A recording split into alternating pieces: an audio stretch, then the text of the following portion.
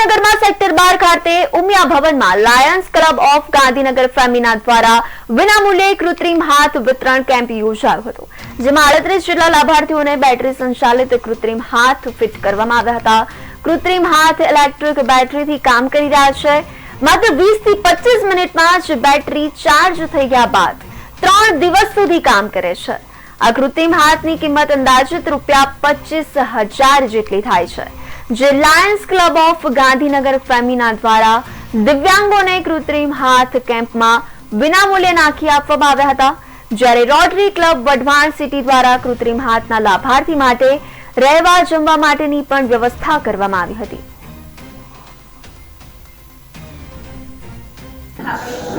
જરૂરિયાતમંદોને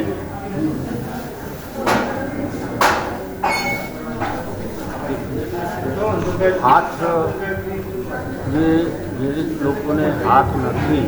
તેમને કૃત્રિમ હાથ નાખવાનું જે ખૂબ જ ઉત્કૃષ્ટ કહેવાય એવું ક્વોલિટી સેવા કાર્ય થઈ રહ્યું છે, ત્યારે લાયન્સ ક્લબ ફેમિનાને ખૂબ ખૂબ અભિનંદન પાઠવું છું અને ઇનાલી ફાઉન્ડેશન દ્વારા પણ આ સરાહનીય કામગીરીમાં